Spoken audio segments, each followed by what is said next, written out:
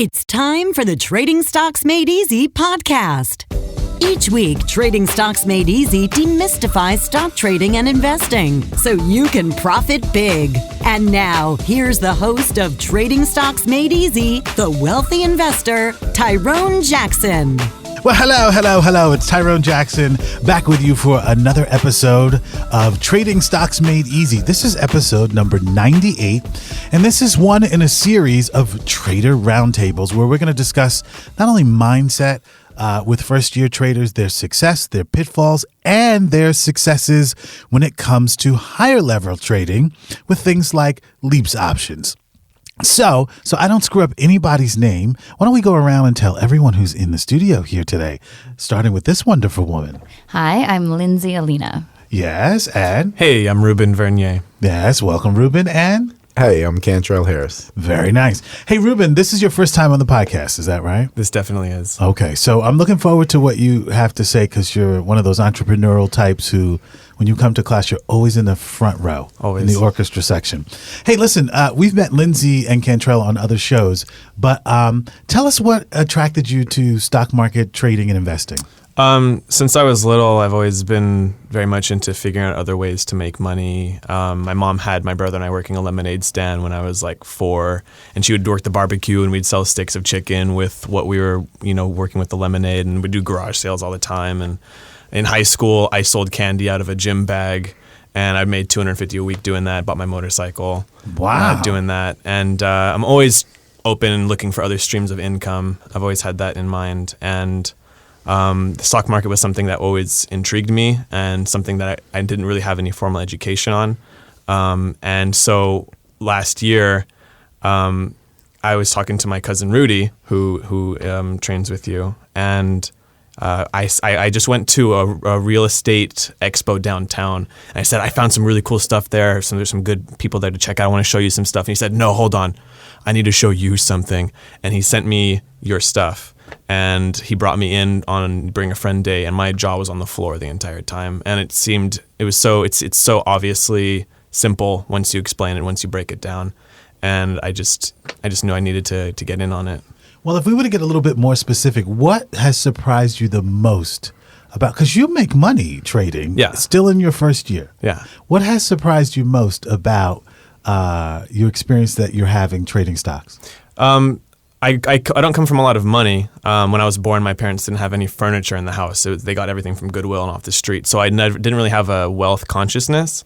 And so I always had this idea that you needed to have a lot of money. You need to have tons of money to make tons of money in the stock market. On some levels you do, but you don't need millions and millions of dollars to make a steady income doing it. And that for me, that's probably the most surprising thing, is really the simple education and the awareness of that.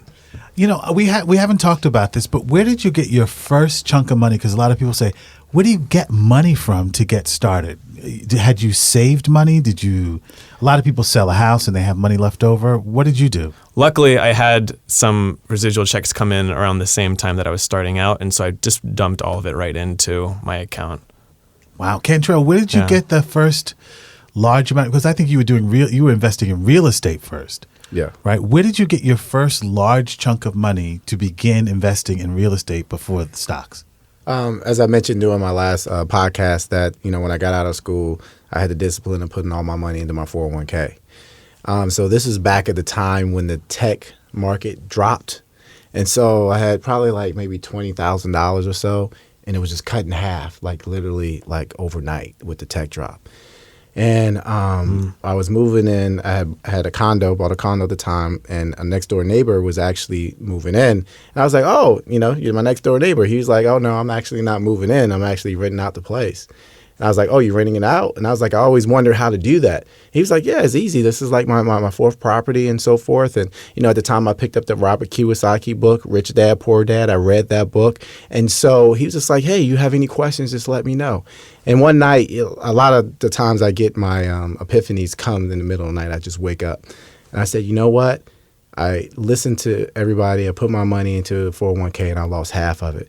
I'm going to take my money out. I'll get hit with my 10% penalty. And if I lose it, I lose it. But I'm going to invest in a property. And at the time, I took that amount and I bought a townhouse directly across the street from my condo. And I bought it in December. And so I knew at the time that if you're moving in December and Christmas is like 2 weeks around, like that person is pressed to move.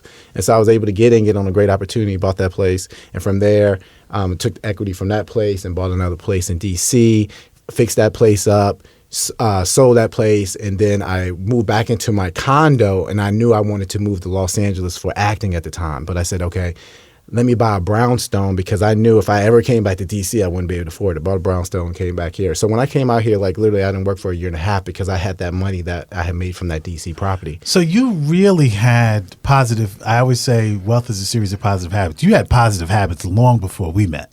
Yeah, from that standpoint. And it's crazy, Ruben, when you said that you sold candy in high school, I did the exact same thing. I had boxes of candies under my bed. My mom would go to Sam's Club. I would buy candy. She was like, "What are you doing?" I was like, "Mom, I'm making money. What are you talking about?" Right. But it was pretty great. It was pretty good income at the time for being in high school. You making money, just selling blow pops and Snickers and whatever the case. So I always had that entrepreneurial mindset. But that's how I actually had money to start investing into the stock market and so forth like that. Bravo for you. Yeah. Lindsey, how did it work out for you?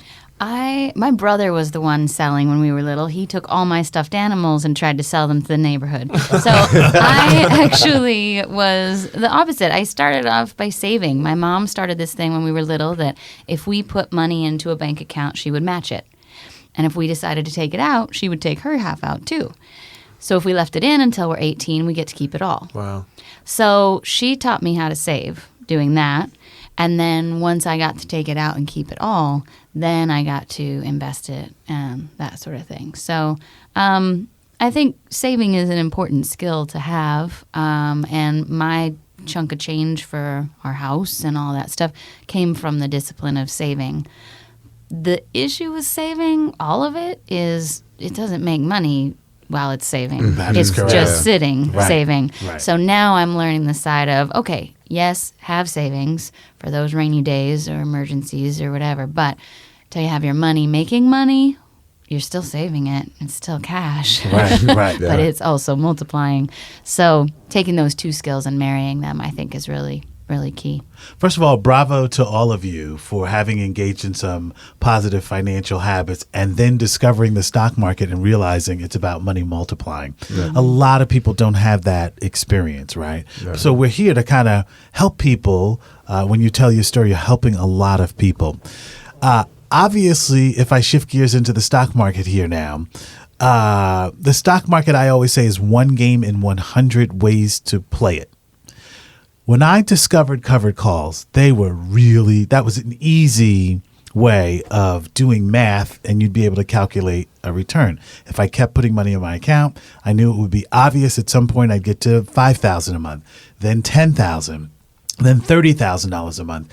And the goal was to keep it consistent. Like, who wants a $30,000 month and then nothing next month, right? So when you're trading, actors. Yes, right, actors, right, that's true. But you're following that tree. So when I teach people, I like to teach them that consistency is the key.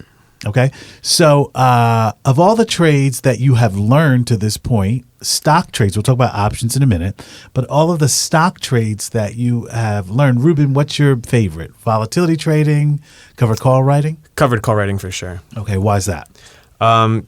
Like what everyone says, it's just guaranteed. You have a certain amount of time that you're locked into this contract. You know how much you're making.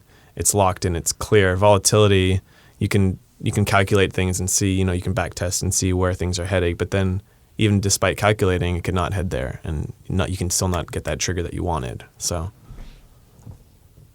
that's definitely. So covered call writing for you. Covered call writing is my thing. Yeah. Cool. Lindsey. Covered call writing. Okay, why? Yeah. It's like a math equation, A plus B equals C. You buy these shares, sell this call, collect that premium, wash, rinse, repeat, as you say. So like Ruben was saying, there's no volatility in it. It's just consistent. So that's the paycheck, if you will, in the stock market. And then the volatility is the residual, if you will, or like, oh, this month was great, or this month not as much, or whatever. Yeah. But yeah, the covered call writing, once you master that, it's so easy and guaranteed that it's like, why wouldn't you do it? Cantrell. if you're looking for diversity, you're not going to get it with me.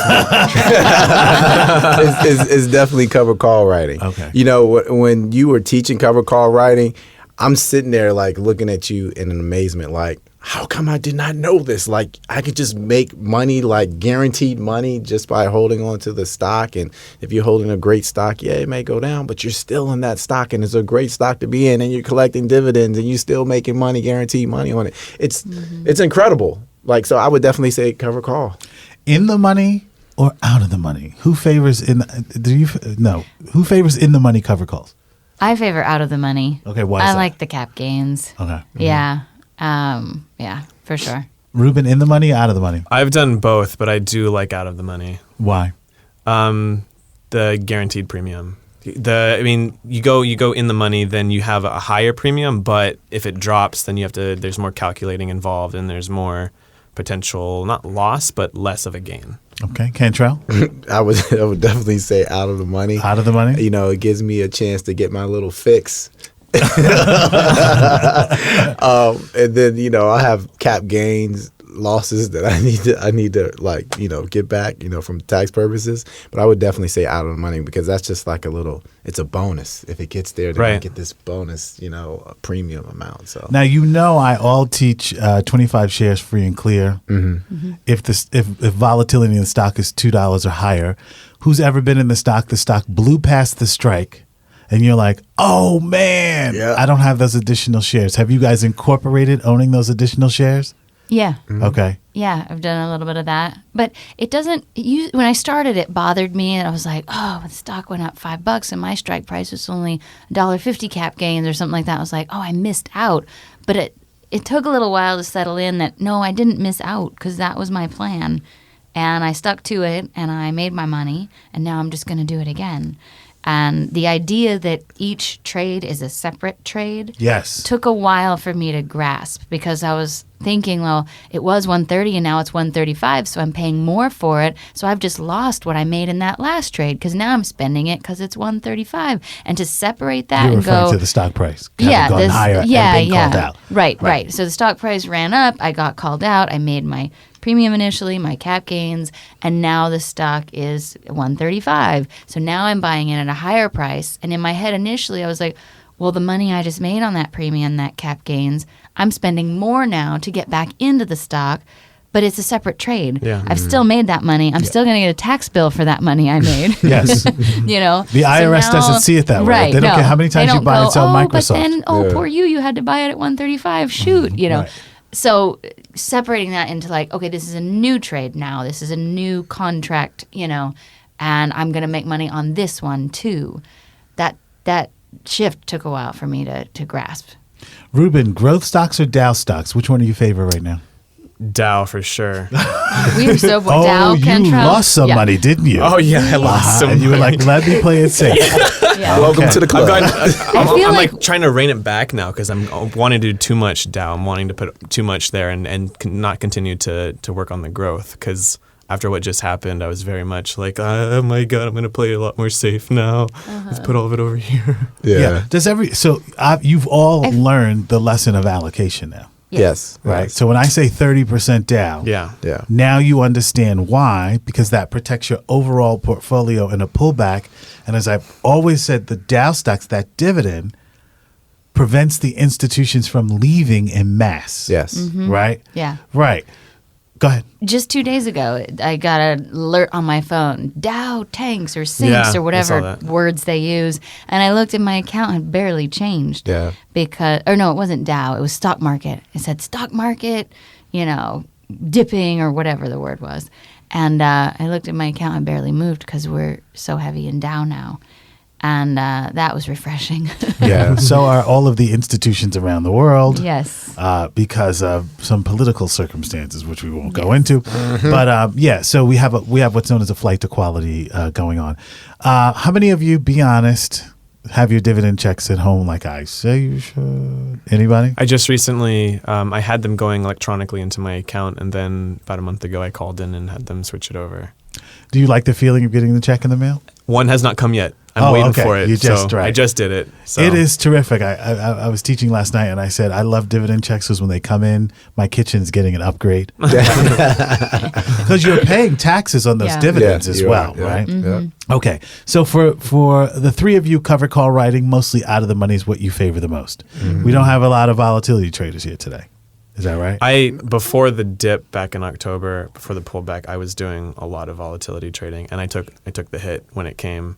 So right now I'm waiting for we'll see where things go, and then I'll probably do a little bit more of it. But so you guys really got an education right at the beginning because the Dow fell substantially October through December. Yeah. You now see the S&P's up 19% so far this year.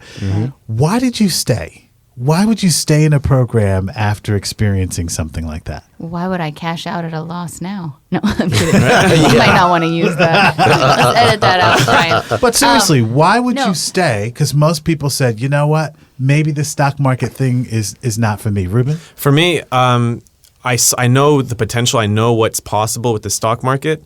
And just because something went a certain way for a certain amount of time doesn't mean that, that's how it is forever. It's like anything. You fall down, you learn, you get back up, and you continue and you improve from there. So I just saw it as like that, a fall.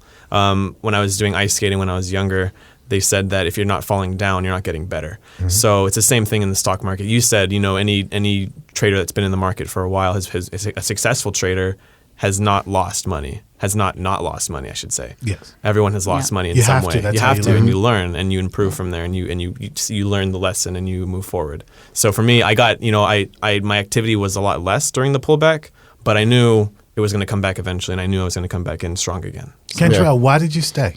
I was out of discipline. So at the time, you were teaching all the right things, but I was out of discipline. At the time, you were teaching all the right things, but I was, heavily into growth stocks at the time. And so just because the market dipped down, I knew if I came back into discipline that, okay, the market will retrace. The market has retraced, every time it went down, right? And so I knew that, okay, I'm not going to pull out the market at this particular point in time. Like, failure, I wouldn't even say failure, but when things negatively happen to you, that's when you learn the best, right? Yeah. And so why would I leave your class? You're teaching me about trading, and you're actually teaching us how to make money when the market is down. So why would I leave your class? I mean, it didn't make any sense to leave your class. And so, I stuck it through, and, sure enough, going back into discipline and listening to what you said, my bank account has, went up positively. Yeah, and now the next pullback won't frighten you. Yeah, exactly. Because especially allocation is the best insurance policy possible when you have the right allocation. Exactly. So I'm glad you learned that lesson. Now we can move on. Right? Yeah. Lindsey, why did you stay? Because I learned the most. I learned the most in the pullback, and the market's always going to be changing. So now when this happens in some future date that's unexpected, I'll know how to respond. And you'll know that everything's on sale. Yeah. Everything's on sale. Right. And I'll know that it will all retrace. Yes. Just living that lesson over and over, it won't become as big of a deal. And that was, for us being first-year traders, that was a huge dip to go through. Yeah. I mean, I don't know how many years you'd say it's been since you've experienced a dip like that, October, November, December. I can't even. I've just been through so many of them. That it's not as big of a deal to you. Yeah. No, as long as you don't stare at your account value. Like Right. we're going to talk about this on the other side of the break. This whole idea of the bear call spread, which I've been talking about a lot on this podcast. I mean, that is just a money maker when you know how to apply it.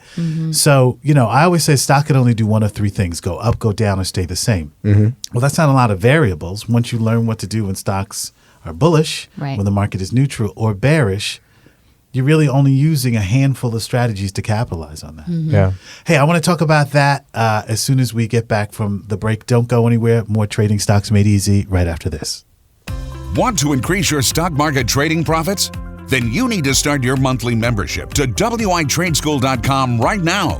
Don't know which stocks to choose for trading in today's market? No problem. Just follow Tyrone Jackson's hot stock picks inside WITradeschool.com. At WITradeschool.com, you can also follow Tyrone's weekly stock market tutorials and investing advice. Plus, each week you can submit your trading and investing questions directly to our staff, and Tyrone will answer them as part of our weekly video Q&A sessions. Begin your membership right now and you'll get instant access to WITradeschool.com's video library. That means you'll get to know all of Tyrone's major and minor trading strategies, including covered call writing and volatility trading for fast, sexy profits. Tyrone Jackson, the wealthy investor, has helped his students earn thousands of dollars per month trading stocks online from home. These are people just like you. In addition to a successful podcast, Tyrone's editorial content has been featured on CBSMoneyWatch.com, NASDAQ.com, and YahooFinance.com. So what are you waiting for? Follow Tyrone Jackson's red-hot stock trades and investment strategies today. Don't wait. Start your monthly membership at WITradeschool.com right now. Welcome back to Trading Stocks Made Easy. Right before the break, we were talking about stocks going down, and I was saying you're always okay in a pullback if you don't stare at your account value, because if the only measurement of how well you're doing is the value of your stocks that day, you're missing a whole lot of strategies. Lindsey, you wanted to add to that? Yeah, it took me a while to stop staring at it initially because, you put a certain amount of money in and you expect it to just go up. And especially when you're starting, that's not always the case. It's going to dip and ebb and flow. But the analogy that worked for me finally was, think about it like you buy a house. If you look up the value of your home every single day and you think to yourself, I lost $5,000 today on my house. But you didn't, because you're not selling your house, right? You're just living in it. So, and then the next day you're like, I made $5,000 on my house. Well, you didn't, because again, you're not selling it. So stop looking at the account value and know, I remodeled the bathroom today and I increased the value of my home by $12,000. I sold covered calls and got premiums today and increased the value of my account by X amount of dollars. So as long as while your accounts dipped or down or your home values dipped or down, you're investing in your house and you're investing in, your trading account and you're collecting premiums and you're contributing monthly to your account. When the market comes back up and now your house or your account are both worth more than when you started, you're going to be ahead of the game, because you've redone the bathroom and you've collected premiums for the last however many months. So that helped me to stop looking at my account value as like treating it like your home value. You're not going to look at it until you're going to sell or cash it out. Very good. And I try to express that to people over and over and over again, but it's very difficult. Yeah. And particularly when you're in the process of paying for an education, because a lot of people will do the math and expect, whatever they invest in, either my program or someone else's program. One of the things that's really fascinating is people want a return on those dollars, which can be slightly negative, right? Because when you're going to college, and let's say your dad is paying $80,000 a year for you to go to school, most people are not saying to themselves, I spent $80,000 this year. I need to have a summer job that pays me $160,000, right? Yeah. Right. You're willing to accept the 4 years of tuition and then go out into the world and launch from there. Yeah. But I believe there are all these thoughts that kind of sabotage us when we're in the process of learning how to wealth build. Yep. So you really have to watch your thoughts and your association, especially at the beginning of your education, because they can actually pull you out of an experience. Because we all know investing time, right? Yeah. If you held Disney stock for 10 years and it dipped down $5 today, not really going to affect you greatly at all. So you have to be willing to give time to some of your longer term investments. And usually after a 2 to 3 year period, it all really makes sense. And that's why I wanted to talk to you guys, because you're still in that early stage. You haven't seen none of you have really seen what happens when you hold a stock for 5 years. Yeah. And when you come to me in 5 years, you're going to say, thank you, Obi-Wan. Exactly, yeah. Because you will have been making money the whole time, but then you have lived through like a cycle of ups and downs, and that's where the real payoff is. Are you talking about stocks? Are you talking about life lessons? It sounds like you're talking about life lessons. You know what? Both. It's a Both. little bit of both, right? Direct correlation. Yeah, definitely a direct correlation. Now, two of you have gone on to the upper levels, and now you're starting to learn about options. Yes. Cantrell, your first response to leaps when you first learned what they were? My first response, I looked at you, and I think you saw the expression on my face, and you was like, Cantrell, no. Don't go out No, there. I and said purchase. some of us need to take our time. Yeah. Some of us talking about me. And so, when I learned about leaps, I was like, wow, I don't need to risk all of this money to make a return.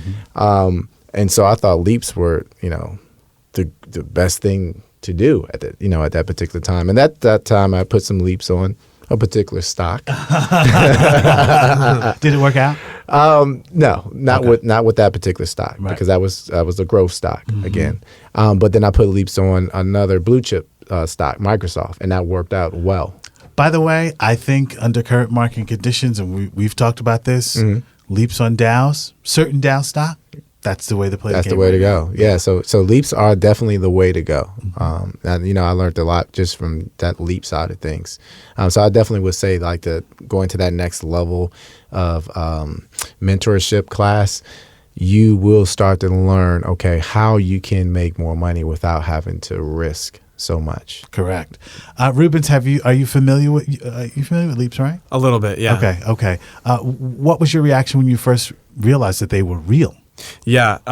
So I wasn't sure where your program was going to go in the upper levels. I said, this is already so amazing. What more is there? What more can there be?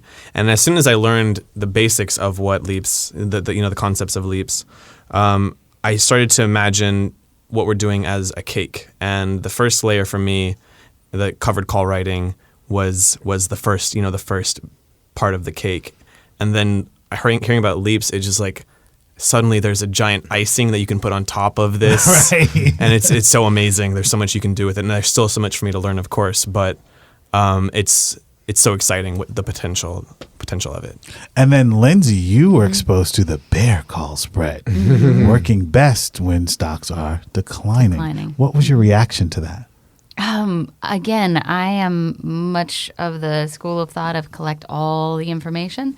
So collecting all the information on bear call spreads and leaps and when to execute them and which ways and which stocks and all that is just a fascinating process. I love your cake analogy because the cake is good, but man, the frosting's so good. It's pretty delicious, isn't it? So good. And I want to say this, one of the challenges as a teacher and my mission, that was part of my mission statement, was like, how do I take concepts that are highly difficult to understand, simplify them so that you guys are able to not only profit, but we're dealing with stuff that, when you start trading derivatives, for example, derivatives on stocks, there are some professional traders that never bother to learn that. So the fact that you guys can even grasp some of the material early on and understand the difference between extrinsic and intrinsic value, right? Those are big leaps forward in terms of your education, Literally. right? Yeah. I figured I sneak Pun that intended. in there, right? Yeah. Exactly. Pun totally What do we say intended. in class? Like leaps put. Tweets put leaps to sleep. Yes, Yeah. that's what we learned in this market. Yes. That is definitely what happened true. too. Yes. That's exactly what happened. We don't have much time left, and you guys have been super for sharing your experience. And by the way, you're all real people. Is that right? Yes. Yes, my hashtag handle is @RubenVernier. Oh, wow. A little okay. plug. Well, if you have a hashtag, Plug, you've got to plug. be real. There's no way that would be artificial. I want to go around. Everybody talk about your vision for the future because you're in year one of trading stocks and derivatives. And we'll start with Lindsey. What do you want for the future? Financial freedom. The residual income from the stock market is replacing the residual income that used to exist in acting and voiceover. It still exists, but just not as much of it. But for my kids, really, it makes me excited that this education that I'm getting, I can pass on to them and they can pass on to their children, and that this will live beyond me. And I've always wanted to give my children something that will outlive me. And this right now is it. I mean, there's other obviously lessons that I'm teaching them and stuff to be like upstanding citizens, and generous and loving and, all those things. Right. But this is an element that I'm excited to provide for them. Ruben, do you have a vision for how much you'd like to earn in the market? What are your goals there? The ultimate goal is to use all my other streams of income to feed the account, which then will feed my life. So what I've learned so far within the stock market, the ultimate goal is to be making, I don't want to say a specific number, but a large amount of money that will then fund other things I want to do, other creative outlets, other things I want to get going, and have that once again feed back into the account, and just have this back and forth ping pong snowballing effect of all this stuff. And what you said is very true. There's a big shift that's happening within myself, consciously, that's going to affect my kids, and the way that I've been functioning has changed so much recently. Mm-hmm. What you said about, you read Rich Dad, Poor Dad. Mm-hmm. The same thing happened to me. I read Rich Dad, Poor Dad and The Richest Man in Babylon around the same time. Mm-hmm. And when I finished Richest Man in Babylon, I threw the book across the room and I said, "That's great. Thank you for for teaching me what I need to do with my money. How do I do that?" And then boom, you came into my life right after that. Wow. Yeah. I'm reading Rich Dad, Poor Dad right now. Yeah. So it's amazing what, how your mind can open up when you open up to a new opportunity about something, or a book, or whatever it is. When you're open to a new thing coming into your life, whether that's money or whatever it is, totally, you really can, your consciousness can really, because it informs your choices. Once you shift your consciousness, your choices are never the same. And that doesn't mean that you make big choices. Sometimes you make small choices that make a big difference. Exactly. Yeah. Cantrell, what about your vision and your goal? Freedom. I have a great job, but at the end of the day, it's a job. Say job stands for just over broke. Yes. But, the stock market is a tool. And I'm going to my vision is to definitely, have that freedom to where I can just rely on residual income and passive income opportunities. The stock market will be one. Real estate is another opportunity, to get that passive income that's coming in. I definitely want to be a multimillionaire at some point. But at this particular stage that I'm in, I'm just in a learning stage. And I know that the opportunity to become a multimillionaire is down the road, 5 years or whatever it takes. I know it's there, following your discipline, listen to everything that you're talking about from a skills standpoint, and basically just making sure I stay in a PD state of mind. And when I say PD, I mean patience and discipline.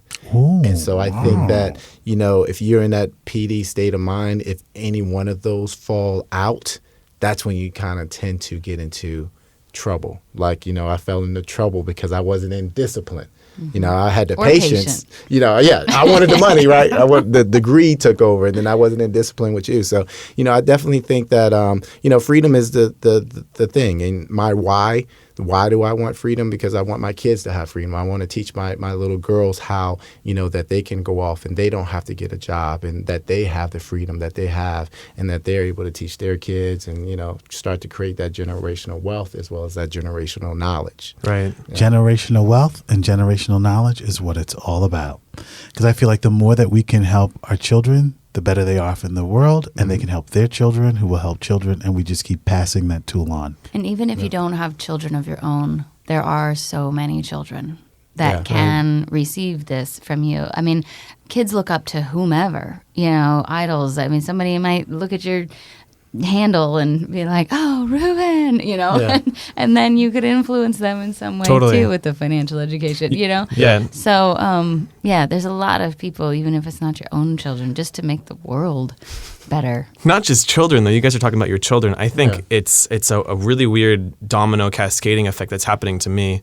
And we all have the potential. You have the potential. We all have this potential in us that we learn something and gain something, and then those around us are directly affected by it, and then from then it just spreads out. Because what you say is like, well, if everyone's doing this, we can do this, why does no one know about it? Why is no one doing it? And the thing you're saying is everyone is doing it, those that know. And the thing is, I feel anyone can do this. Everyone has the potential to do this, and everyone should be doing this because it leads to that freedom. It leads to the multimillionaire lifestyle. And it's not an if, it's a when, if you stick to the discipline.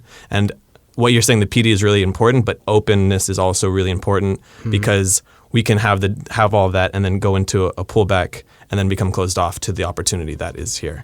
Yeah. So yeah. Very insightful for traders who are in their first year. Thank you. Well, we appreciate try. it. Yes, great job. I appreciate you all for being here. thanks for Thank having you. me. And I appreciate you for spending this time absorbing this knowledge, information, and inspiration. And with that, this is Tyrone Jackson saying I'll see you next time on Trading Stocks Made Easy. Want to increase your stock market trading profits? Then you need to start your monthly membership to WITradeschool.com right now. Don't understand how to write covered calls for monthly income? No problem. Simply review Tyrone's latest stock trades in our video library as many times as you need. WITradeschool.com is all about helping you get the financial education you need to earn money in the stock market and change your financial life. Tyrone Jackson, the wealthy investor, has helped his students earn thousands of dollars per month trading stocks online from home. These are people just like you. So what are you waiting for? Follow Tyrone Jackson's red-hot stock trades and investment strategies today. Don't wait. Start your monthly membership at WITradeschool.com right now. You've been listening to the Trading Stocks Made Easy podcast. Be sure to rate and review our show on iTunes. While you're on iTunes, be sure to click the subscribe button and you'll automatically receive our next episode.